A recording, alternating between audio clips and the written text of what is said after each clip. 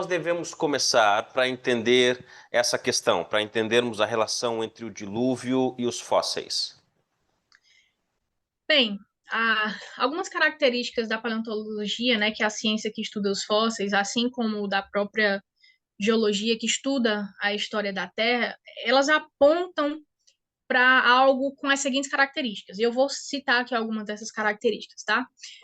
Por exemplo, uma das características é que algo catastrófico aconteceu, com destruição de cerca de 90% dos organismos que já existiram na Terra. Isso é uma média geral, obviamente, porque existem alguns organismos que diminuíram mais, menos, mas sempre dentro dessa média entre 70% a 90% desses grupos de organismos que já existiram na Terra. Isso vem da literatura secular, isso não é nada de criacionista, né? Isso vem da literatura secular, vem de análise de bases de dados, porque a gente tem como fazer algumas análises de alguns grupos que são atuais e com os fósseis que já foram encontrados. E eu até mesmo vi várias vezes, né, dentro da minha sala de aula, numa universidade secular, que algo aconteceu na Terra que destruiu, que foi catastrófico, que destruiu cerca de 90% de todos os organismos que já existiram na Terra. E isso bate muito bem com, por exemplo, algumas catástrofes que aconteceram, que quando você vai fazer o estudo, né, e aí fica muito mais fácil, porque é uma questão bem atual, você está ali enxergando, você sabe por exemplo, quantas famílias ou quantas espécies tinham naquele local antes da catástrofe e após a catástrofe. E é interessante que esse número é bem parecido, por exemplo, de 90% realmente de ter se extinguido, né? Quando depois dessa catástrofe. E um outro ponto é que nós encontramos fósseis em todos os lugares do mundo, do cume das montanhas até lá embaixo dos oceanos. A gente tem esses fósseis todos misturados. Alguns que são bem de características continentais, com outros que são bem de características marinha mesmo, sabe? Outro ponto é a deposição de camadas em forma laminar, né, como se fosse uma panqueca, uma em cima da outra. Bem bonitinha, bem formadinha, isso a gente consegue ver em qualquer estrutura geológica, aí no Brasil, aqui nos Estados Unidos, no mundo, ele tem a mesma característica. Uma coisa interessante que, segundo a perspectiva é, evolucionista, né, essa perspectiva naturalista, essas camadas elas foram depositadas de forma muito lenta, de forma gradual. Porém, a gente sabe que isso é impossível, porque como que algo pode ser depositado lentamente de forma gradual e ter essa característica laminar? Isso a gente só consegue enxergar em laboratório. Quando a gente vai para um laboratório e coloca água e com esse movimento de onda, vai e volta, a deposição desse sedimento ele vai ser em forma de lâminas, muito bem feitinhas. De novo, como se fossem camadas, né? Então, a gente sabe que na prática, quando a gente vai para o campo, não é isso que a gente vê. Não é essa deposição lenta e gradual, mas é uma deposição que vai bem de forma laminar, né? Com erosão rápida ou sem erosão entre as camadas.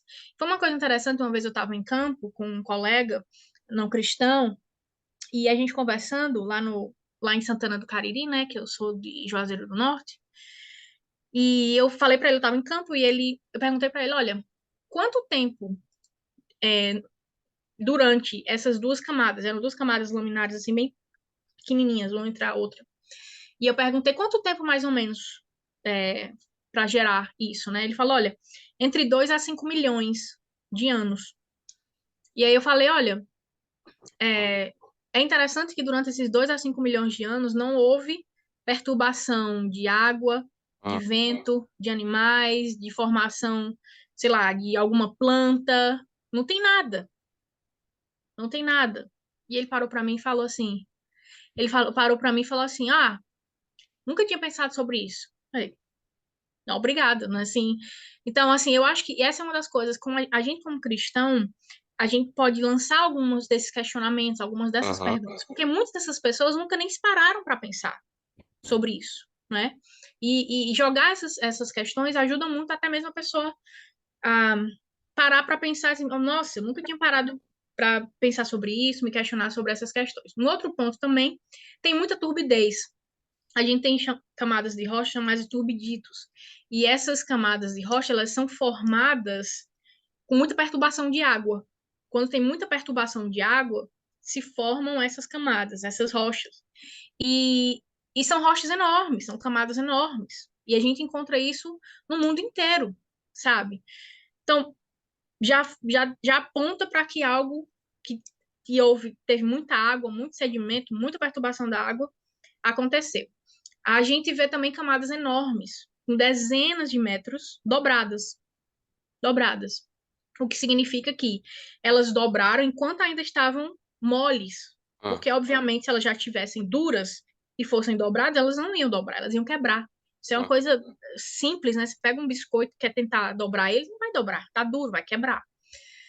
Ah, outra coisa que é muito legal, eu lembro quando eu estava fazendo campo da faculdade, a gente via nas rochas marcas de correntes de água. E a gente conseguia ver qual era a força dessa água, dependendo dos grãos que estavam ali depositados. Então, é muito interessante quando a gente vê essas correntes de água, sabe? Algo envolvendo água aconteceu no mundo inteiro. uhum, Eu não tenho como. é, Eu estudei geologia, então não tenho como não falar sobre esse assunto. uhum.